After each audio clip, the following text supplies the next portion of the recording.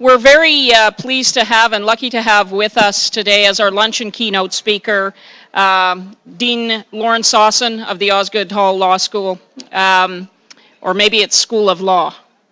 Law School, how about that? Either which way it works, I'm told. Dean Sossin was a professor with the Faculty of Law at the University of Toronto, a former Associate Dean at the University of Toronto, the inaugural Director of the Centre for the Legal Profession. He has he's an impressively published individual and has a number of areas of interest, administrative and constitutional law. He's going to be talking to us about Indigenous administrative law. He was once a litigator, I see, so be careful. And as well, he has noted areas of research, interest, human rights law, legal process, the profession, poverty law, public law.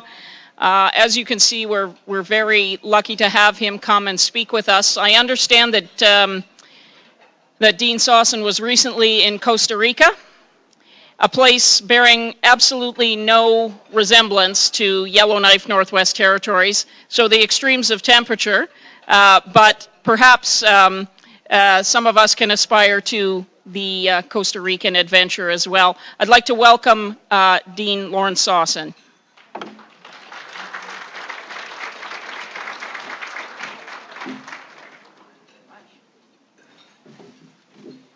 I can tell you already the warmth in this room makes Costa Rica seem downright chilly. So I've received a fabulous welcome. Very grateful for the opportunity to join you, to learn from you. Thank you. And to share some of my work and the network of people who've been sharing their experience to inform my work on Indigenous administrative law. Join with others to acknowledge the organizers of today, to acknowledge the diverse Indigenous groups whose territory we share, and of course, very much grateful to those who've already spoken and the wisdom they've shared, which again informs, I think, what I'm going to try to articulate over lunch. It is over lunch. It's my favorite time to speak at any conference. I grew up in a house where no important ideas were discussed without food and cutlery at the ready. So do keep eating, get dessert, get coffee, treat this as your home away from home for purposes of our discussion.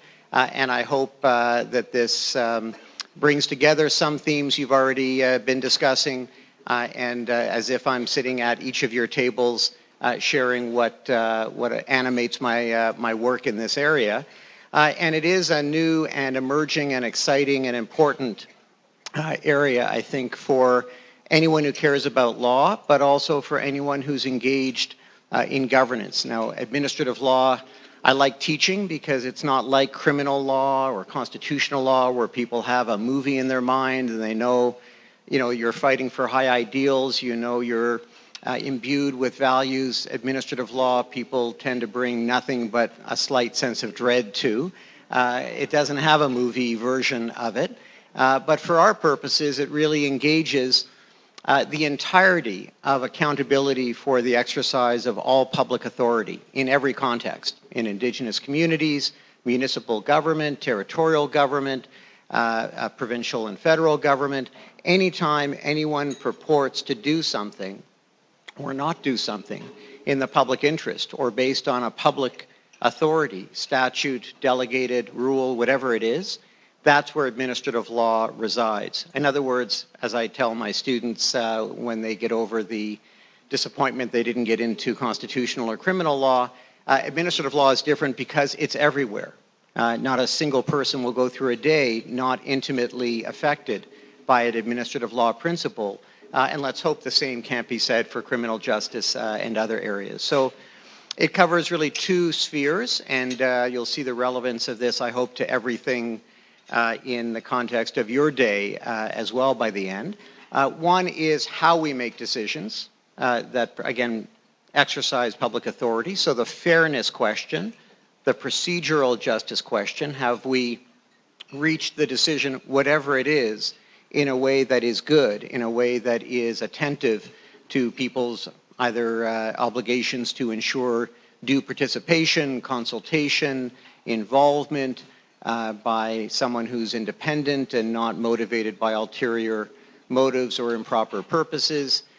Is it a process, again, that can be justified? So that's one sphere, is the process sphere. The second sphere is the substance itself. Can the decision or the exercise of authority or discretion be justified in light of the mandate, the public interest, the obligations of that decision maker? So that's our universe. I want to start by sharing this image of the red eagle that was carved by a wonderful Pacific Northwest artist, Yaya Haidt Gislin from northern British Columbia, who came to Ontario first to design the talking stick that our Ontario Court of Appeal Justice Harry Laforme received on his appointment to the court. And he's done artwork for courts in Ontario and British Columbia and elsewhere.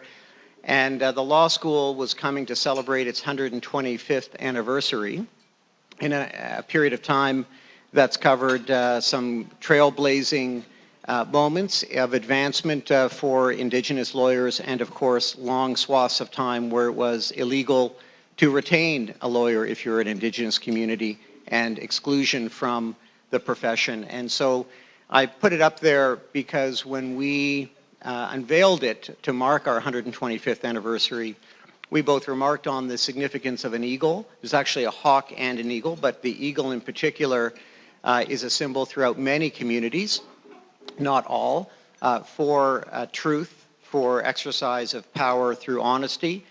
In many talking circles, whoever holds the eagle feather will have the exclusive right to speak, but also the obligation to speak well, to speak truthfully, to speak honestly. And we see the legal education process very much as something we want watched over by the eagle, just as John Burroughs has argued.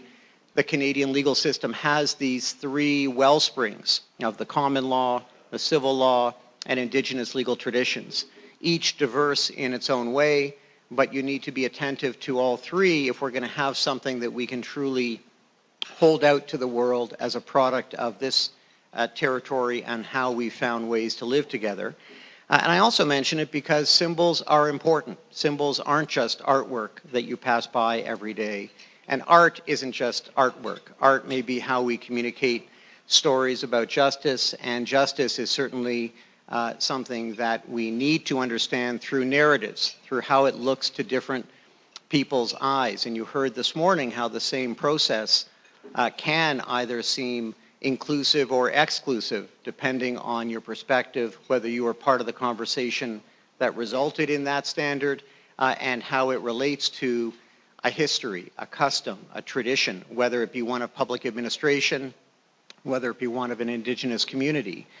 And we can't be ahistorical. So I see the eagle very much as a statement about reconciliation, just as Indigenous administrative law, and it's a claim, of course, more than a field, it represents a claim about reconciliation, a claim about how the encounter between these Western legal norms of fairness and substantive justice can be enriched by the encounter with Indigenous community, custom, history, tradition, art, and knowledge. And the reverse is true as well. If Indigenous communities have long governed themselves and are recovering the ability and the space to do so more than ever, that's not to say it was ever a static governance. It was always growing, learning from encounters with other communities, and there's no reason why that shouldn't continue to be the case. So the eagle has significance for multiple reasons for us, but is emblematic of what I see the rationale for Indigenous administrative law to be. Again, to be about reconciliation, not just to be about good systems of governance. So this is what I'll cover very briefly. And again, the most important arguably is the what. So what are the reasons why this matters? What are we really talking about? And I want to suggest to you, and I'll walk through three perspectives on what I'm referring to as Indigenous administrative law. One is the experience of self-government, and we've heard a bit about that already today, and we'll hear about it more as treaties and agreements and claims are settled that involve areas or levels of self-government. And the big question is, will that look the same as government in other territories, other municipalities, provinces? Will it look different? And if different, how different? And again, most people have two different meanings when they say different. They mean both substantively will it look and be different, but also will it be done by different people. So in some cases you may actually get the same structures, but inhabited by different community members with their backgrounds and knowledge actually can change the nature of a structure. So you see co-management, for example, in some review boards is not about creating a different kind of review board. It looks the same as most review boards, but the idea if you populate it with people from different communities, you get a different kind of justice or a different kind of dispute resolution. So we'll come to that. But one is basically how self-government in Indigenous contexts will work functionally. And the tension there is, will it work, look and be similar to other structures in other levels of government, or will it be distinct? The second context is where it's not a setting of Indigenous self-government, it's a setting of a review panel, a mining permit system, something that is governmental and affects many different communities, including Indigenous communities. And the question is, does the impact of that body on Indigenous communities require something different when that impact is at issue? So in other words, can the same body approach communities differently? Does administrative justice have that kind of flexibility?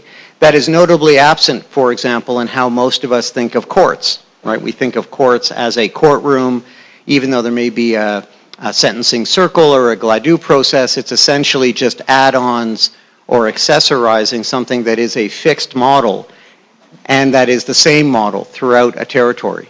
Talking about here, can the same body have the responsiveness to, for example, consult on whether a mining permit should be given entirely differently when that permit engages land that has very different significance and history to a community than land owned by a consortium interested in developing and economic advancement. So same permit, same question, different impact. How does that change the equation? And that's part of Indigenous administrative law too. And finally, third is that reverse lens. How does the principles, or how should the principles of Canadian administrative law change from the encounter? And to give you just a simplest example, and I'll come back to it, we tend to think of fairness through the eyes of how disinterested you are. The less you know about someone, the fairer you can be. And in fact, in law school, we give people not names, but numbers on the argument that we want to be absolutely fair in grading. And so if I don't know who number 457 is, I'll be fairer than if I know that she's a single mother raising 4 kids while going to law school and overcoming extreme economic disadvantage in doing so. But I'm not sure that's right. And certainly in most Indigenous communities I've gone to, notions of fairness in fact stem from knowing something about someone, about their experience, whether it's their family, their traditions, who they are. In fact, the idea that you can be fair to someone about whom you have no knowledge, and that the process of decision-making in a fair way involves not trying to understand anything about them, would be, for most communities, and I'm always cautious about suggesting Indigenous communities think or have similar legal traditions, they don't, but almost all share the view that knowledge is a quintessential element of fairness. And again, in a Western legal tradition, the exact opposite is true, at least in this sense of fairness we're talking about. So the encounter, in other words, if it truly does result in different approaches by different communities based on different values, may well be a sum that's greater than its parts for all of us. We may get new knowledge, new expertise on administrative justice that we don't now have, that we all need, and that will make the whole system look different. And that this is that idea, at least where there are treaties, of thinking of ourselves, all of ourselves, as treaty people. Not just Indigenous communities signed those treaties. There was a signature on the other side as well by the Crown that now gives us all obligations to care and understand what treaties are and what they mean for us. And to acknowledge there are many swaths of territory that treaties don't cover and that have ongoing contestations that need to be taken seriously, because until we settle the question of land ownership, land use, we can't do much else that's going to result in the goals of administrative justice, that is, fairness and accountability over the decisions we make. So I suggested to you, again, a core area is this one of self-government. And what was actually the spark that led to my research on this, and there's a couple of papers that are available for free in our digital commons, easy enough to search up. What really led me to think about this is discussions with so many litigators and advocates and inspirational figures in the community, both Indigenous and non-Indigenous, fighting for self-government. And they fought for it so hard and so long, and the Nisga'a agreement was the one that loomed largest at the time I first embarked on this research, that no one actually turned their minds very much to what happened the day after self-government, right? And if they did, it was just about how to holus bolus create all these laws, that you take largely borrowed from somewhere else and then you build, because you can't start with no laws and you can't make up every law overnight. But it was very much a kind of how are we going to get the laws right? Not what do we then do to implement any of them? What's a decision going to look like? Or what's a challenge when someone feels aggrieved by a decision going to look like? And so when I explored the Nisga'a Administrative Tribunal that was set up to hear complaints about decisions by the Nisga'a government, what surprised me is how familiar it looked. In fact, it looked so familiar that it was kind of like a plagiarism case in law school. I Googled some of the terms because I thought, I think I've read these before. And sure enough, they were just blocked and copied from a series of other tribunals. There was not even the attempt to say something, and it was as if that's not the issue. The issue is self-government, that we're the ones running it. But the idea that it should actually run differently because we're the ones running it within a Nisga'a context. And again, the Nisga'a government should be forgiven for having other things on its mind, so it's not a criticism of the actual people. But I did call up the actual people, the negotiators and government officials, to say, did this issue ever come up? No, completely not, right? Like to the extent anything came up, it was this question of which laws would be imported and which laws would be left to be developed. But the idea of government decision-making was just 16 million thoughts down the road to the incredibly hard, challenging, important thoughts that were staring everyone down in an environment of huge political pressure, media scrutiny, community expectation. So that's why this work comes about, to answer the question, what happens the day after?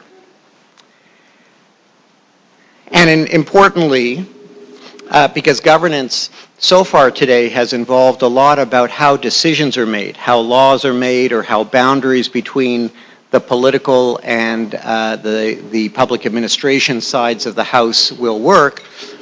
It's a feel-good morning, although there's been some tensions clearly and importantly in the air.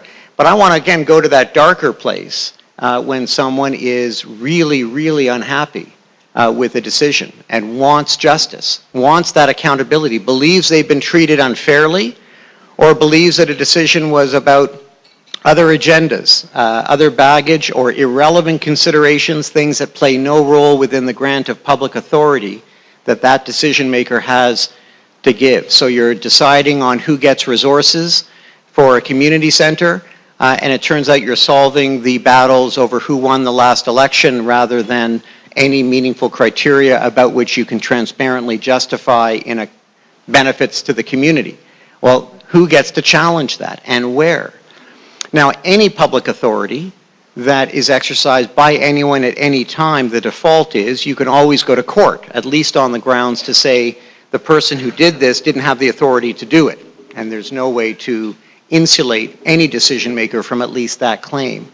But the whole point of creating self-government, the whole point of creating that autonomous space would be undercut if anyone who didn't like a decision simply took it to an adversarial court based on Western legal principles and simply undid whatever the community had decided.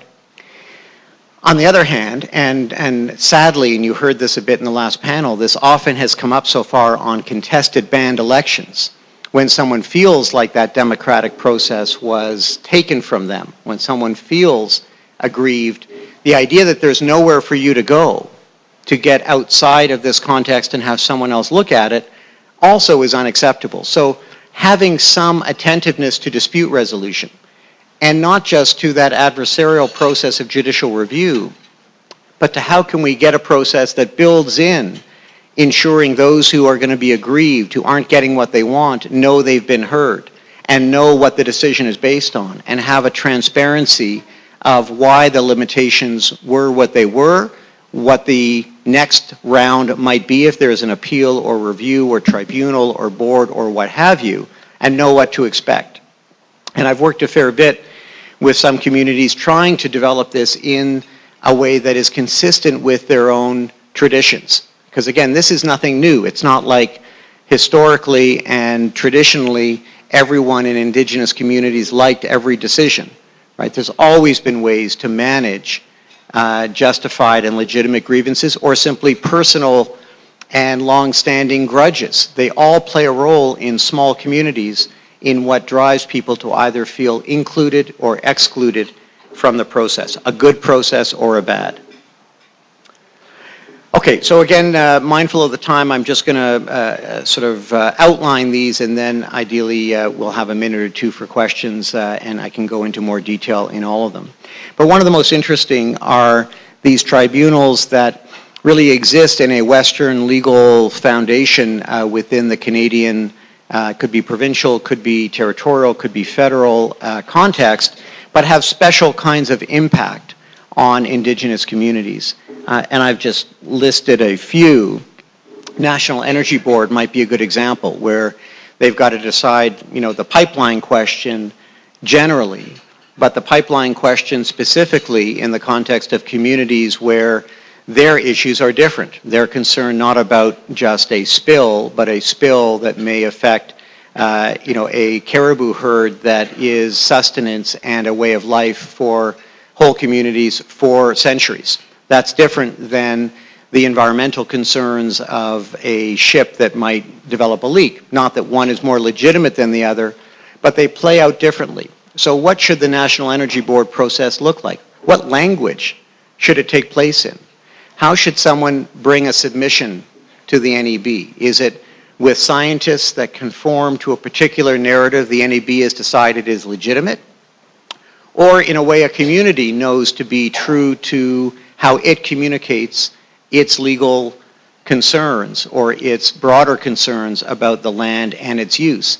And do we take for granted that there is only one way? In fact, talking to Kim Murray, the executive director of the Truth and Reconciliation Commission, she was struck when you actually open up that and you could submit to the TRC individually as a community through a video or in writing, through dance, through music, in person, remotely, in camera or publicly. Essentially there the idea was tell your story in a way that's meaningful and safe for you, and we'll ensure that gets translated into the legal process that we're in the midst of, and that it be valued and that it matter. So once you open up that process, I have to say everything else looks kind of like less, right? Why isn't that how we do all legal process? Why is it only in numbered paragraphs, filling out these boxes in this way on that date? I mean, once you say we don't have to do it that way, we're choosing to, the question becomes choosing to why? For whose convenience? For whose benefit? Who does that privilege and who does that prejudice? Once you open up this from an Indigenous perspective, some very clear answers will flow that, you know, I don't think anyone can say anymore, well, we never turned our mind to that. Never occurred to us that Indigenous communities would experience the mining permit process differently than others. So I think once you do this, really what it is a mandate to do is to learn. Learn what does matter, not just substantively, but in ways of communicating what matters to a community, and that may be timelines. The TRC had a call to action to law schools to increase our teaching of residential schools, of intercultural competencies, anti-racism, etc. And I was struck by schools that I respect a lot who wanted to show leadership, issued a press release the next day saying, we're going to do this. We hear the call to action. And taking some advice from our community members, we didn't do that at Osgoode, because the thought was, if you're doing it the next day, you haven't actually reflected. It doesn't, I mean, in a way, you haven't really talked about it until it hurts, right? Until someone really feels that you're going to do something differently. If it's as easy as doing a press release the next day, that's not responding to a call to action. The mining permit, for example, within, these 6 weeks, you can come up with a better process, but it may actually be that 6 weeks itself is fundamentally unjust, that you can't learn and listen and reflect and digest in that kind of time frame unless you're prepared to do it badly or to not do it well. So again, I think some things are adaptable, some things actually may be non-negotiable. Do you have that process on the land, by the way, where the mine is set to be dug? Or do you have that process in an office tower in a town far away? That's a meaningful choice. Nothing about that is neutral. Nothing about that is like, don't take it personally, but we'd prefer to meet in the office tower. There's something going on there. That is it in writing or is it speaking to someone?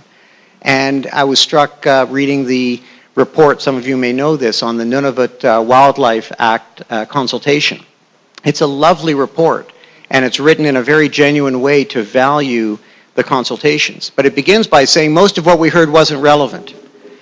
So we're not going to talk about that, because communities have a lot on their mind when it comes to hunting, it turns out. We're only going to reflect on the parts that were relevant to the regulation. Right? Absolute good faith. And if you read it, you're reading someone who actually listened and took seriously what was said. People wanted to use dogs in certain kinds of hunting, and there's an international treaty we've signed that says we can't use dogs, and so we explain there's an international treaty. I mean, all that is right, and yet deeply wrong, right? Both the exclusion of anything not deemed to be relevant and believing that the response is, let me tell you why what matters to you because it's your custom is actually wrong in law. That's not a discussion that's going to produce the kind of, sum greater than its parts we're getting at. Okay, I'm almost done.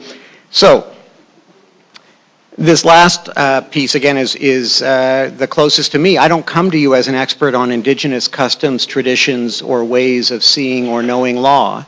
I come to you with some background on the administrative law side, but I've learned and changed my views about all sorts of areas in the commitments I have because of my attempt to learn from and get educated about these other ways of seeing law and ideas about accountability of people. For example, one of the best pieces, and John Burroughs has an article, and Larry Chartrand also has an article about this, by the way, that in our tradition, we only actually care about administrative decision-making when someone says you got it wrong.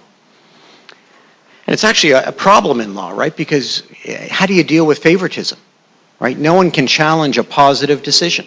If you got what you wanted, it's beyond reproach, is the premise in our legal context. We have no approbation. We only have disapprobation or vindication from something that is accused to justify disapprobation. In other words, there is no legal consequence to doing something well. And in most Indigenous communities, again, not all, doing something well is as significant to a legal tradition as doing it poorly. And that, once you factor it into how we look at law and governance generally, can actually lead to, I think, a much richer conception. So I'm learning the Canadian legal tradition will be stronger if we take seriously this third prong of our legal traditions, I think. And ultimately, coming back to the fact that people will go to court, the courts have said if an Indigenous community or a board that has an impact on Indigenous communities chooses a different way of approaching decision-making, intentionally, transparently, and with a rationale, that will almost always attract deference from the court. The court will almost always take a hands-off approach to something that has been intentionally done in a different way. If you decide to accept submissions by documentary film rather than numbered paragraphs, whatever it might be. No court is going to say, we insist on numbered paragraphs. Where courts have interfered is where there appears to either be no intentionality, it just looks different, or where the difference goes to the heart of something deemed to be fair. And this is, I think, the ongoing tension in Canadian administrative law. So I'm not going to do much on this. These are just the context. I'll post these slides for anyone who's interested. But again, I want to come to what was said in the Matsky case in 1995 because it's the, I think, the foundation from which we need to repair our legal understanding. Chief Justice Lemaire, writing in that context, said, Indigenous self-government, which was the subject of the appeal, it was a tax assessment board set up by that community, and a railroad company was getting a tax assessment and it believed it to be improper. So it challenged it actually before the body was even set up, just when it heard it was coming. And Chief Justice Lemaire said, well, Indigenous self-government's all well and good, but not if it impairs natural justice, fairness. Rather than seeing fairness through that lens, the idea which has been carried on throughout most courts is that those decision-making processes actually have to adapt to these Western legal traditions. Natural justice meaning fairness, as we see fairness. So, for example, the court accepted in that case, although there was another view expressed by then Justice Apinka, but the court accepted that the body lacked independence because there was no set financial remuneration. And so that opened up the possibility that people could be paid after a decision or not paid at all. But of course it leaves out the possibility that we might have a council, be it elders, be it people with a special kind of expertise, whose credibility would be undermined if they were paid by a community to give their wisdom. Right? The premise is independence flows from financial transparency, and that's the only way to achieve this standard. So in practicality, an unpaid body, unless it had some other protection, could never satisfy the test. And this body, because its remuneration was not set in advance, was held to breach the standards of independence. Justice Apinka said, why don't we let it actually do its business and see how it works and how it functions in the community first, and then make a decision based on that evidence. But that didn't carry the day. Okay, and again, this is just a longer quote going to that same principle that Aboriginal or Indigenous self-government has to stop at the door of administrative law fairness rather than administrative law fairness changing and adapting to Indigenous self-government or Indigenous approaches to governance. And again, I won't belabor it, but there are alternatives. I mentioned John Burroughs a couple of times. He's developed a notion of stewardship as a different model for public administration, a different sense governed not by the rights of those who come before decision-making bodies, but the obligation of those decision makers themselves to serve as guardians of stewards of a public authority, and again to receive that accountability in three different ways: what they seek to do, what they actually do, and what the consequences are of what they do. And each of these areas has a stewardship consequence. But again, it may not look like damages. It may look like actually taking away from someone an element of their authority, because that's what you do when someone fails to discharge a stewardship role in a whole variety of communities. So there are ways of thinking about accountability that just flow from an equally legitimate but different source that can animate this Indigenous administrative law focus. You're going to hear about cosmology later. Cosmology is not just a system of beliefs or symbols. It's as much about Indigenous administrative law as stewardship or any set of rules. It's about integrating a set of normative propositions on what is good and right to live by, and then holding those who make decisions accountable to live by and decide by those standards. Nothing more, nothing less, whether it's done by courts using the common law, by Indigenous self-government using customs and traditions and legal ideals like stewardship, we're all engaged in a universal set of puzzles and problems. Okay, and this, the last slide is just questions for the future. You get a sense of how many questions for the future there necessarily will be coming out of this work.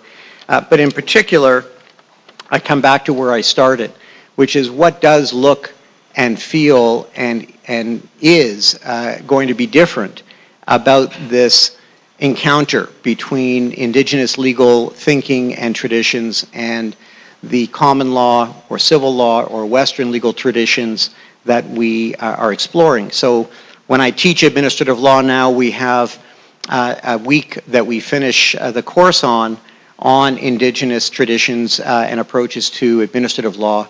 What will be interesting if in 5 or 10 years someone else is teaching the course better than I have, and they start with that, because it becomes a framing piece rather than something you get to at the end when you're already worried about the exam. So to finish, I have this, some of you may recognize. It's Jasmine Sangris, and I may be pronouncing her last name wrong, a member of the Dene Nation, who took this photo because it represented to her personal journey of decolonizing her way of thinking, how to be a proud Canadian and to proudly feel a part of her tradition and her history and her people. And I think of law like that. If we can find ways not to have to choose one or another tradition, but to do justice to and value different traditions, different ways of approaching these problems of how to live together and how to hold our public officials accountable for what they do, we will be a better, a richer, a fuller, a more whole country and set of communities at the end of the day, and that's what Indigenous administrative law, I hope, is all about. Thank you very much for your time. So, I don't know if there is time for a question or two. I'm happy to take a question or two, but I know people still are digesting. Are there questions that folks have for Dean Sossin to expand on in the context of this or other subjects that have come to mind for you?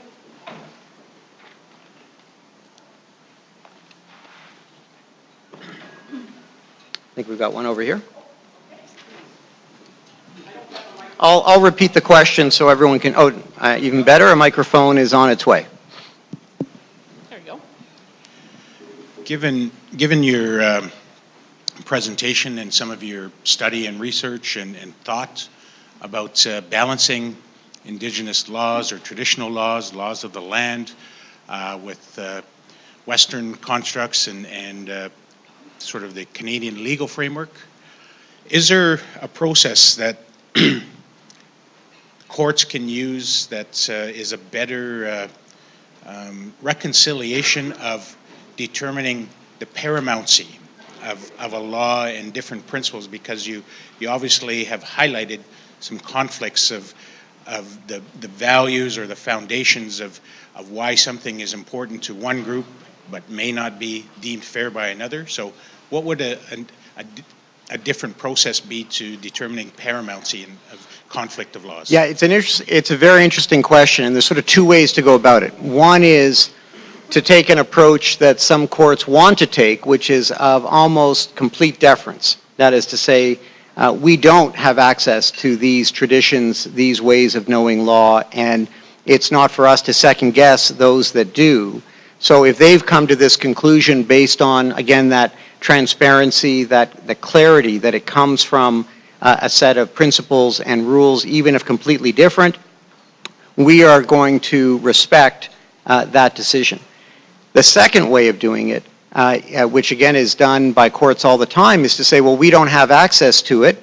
And again, this, I hope, changes as more Indigenous judges enrich the Canadian legal system. So it's a moment in time we're looking at where most judges don't have that kind of expertise and background. But I think what they do when they need to learn about any other legal system, maybe a religious legal system, maybe a foreign legal system, is they retain experts. Either an expert who's serving the court, a kind of amicus, or each party will present their expert on a particular tradition. There's, wills that have been contested where someone says you've got to, marry someone who's part of this faith, and you actually need expertise on who is or isn't part of that faith.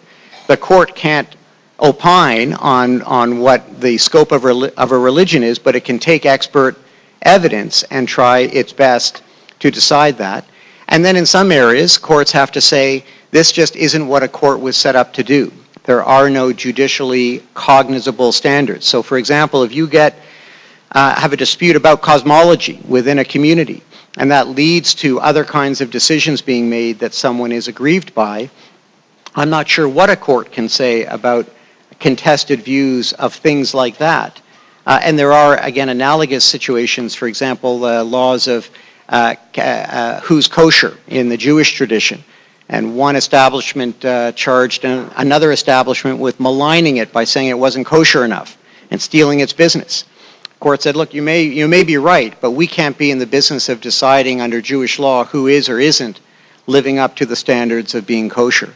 So some things a court is just so ill-prepared to do that the most it can do is either get other experts to inform it or defer to those experts who are making decisions, and neither is a perfect solution to the problem. Thank you. Other questions? We still have a bit of time. Okay, over there. Okay, I'm getting my exercise. Going this way. Excuse me. Pass it over.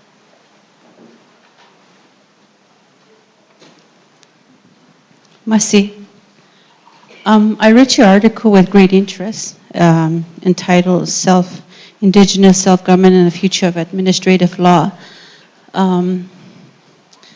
As legal advisor to the Clinton government and law's guardian, the work that I do involves administrative law work and constitutional work and interpretation, statutory interpretation, which all comes hand in hand.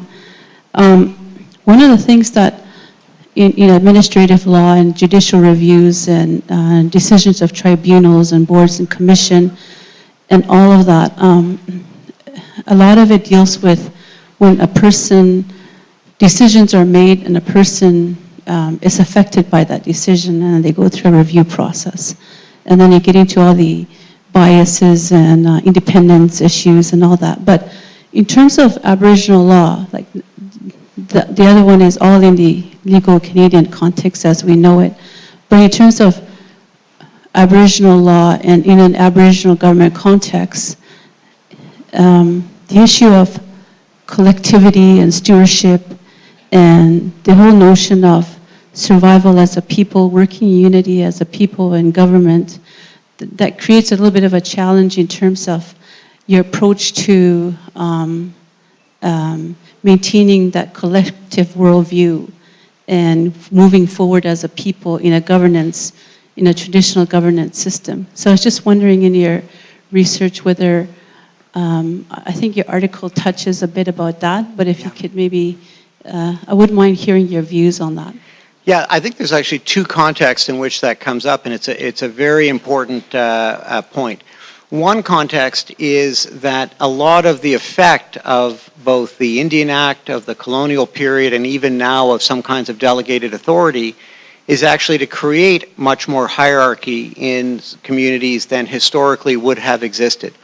So one role that collective decision-making, that administrative law set of values can play, independence, for example, in some kinds of decision-making bodies from band council, is actually to decentralize and to restore balance in communities so that different kinds of people have voices that can be heard in different contexts rather than an overly top-down or hierarchical approach. So one question is, within that collective, can administrative law principles help restore balances that have been lost because of this particular history and encounter with another legal system?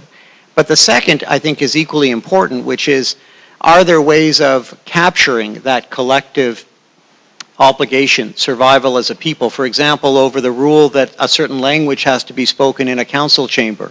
that someone who doesn't speak it might say, I ought to have the right to speak in whatever language I choose. And if you look at it through the lens of rights, and when could an individual be compelled to curtail their expressive freedom by using a particular language, plays out entirely differently in a context of multicultural Toronto versus the Quebec dynamics and the French Francophone community, than an Indigenous community that may be facing the loss of its language because it couldn't be taught for generations or other things. So making that explicit, in other words, not just having it inform some of the ways decisions are made or explained, but actually building it into the decision-making process itself, that there is going to be a collective lens brought to bear on these processes that in other settings, a municipality, a provincial government, might be framed by individual rights alone or someone's property interests alone, I think becomes incredibly important. So when I said earlier,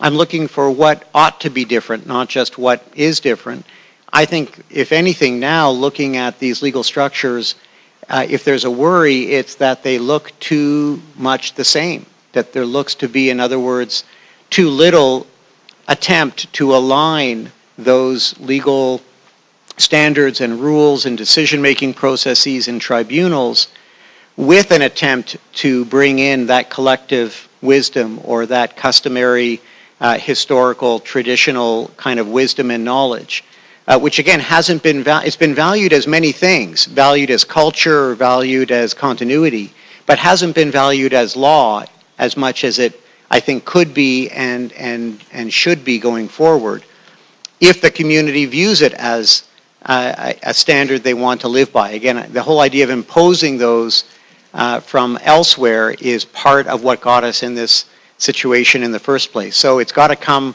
bottom up, not top down. But anyway, I hope that addresses part of your question, and I do think it's the right issue to be confronting coming out of what needs to or could look different in some of these communities.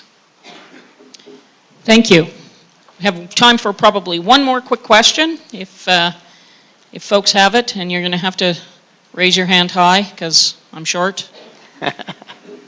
Other questions?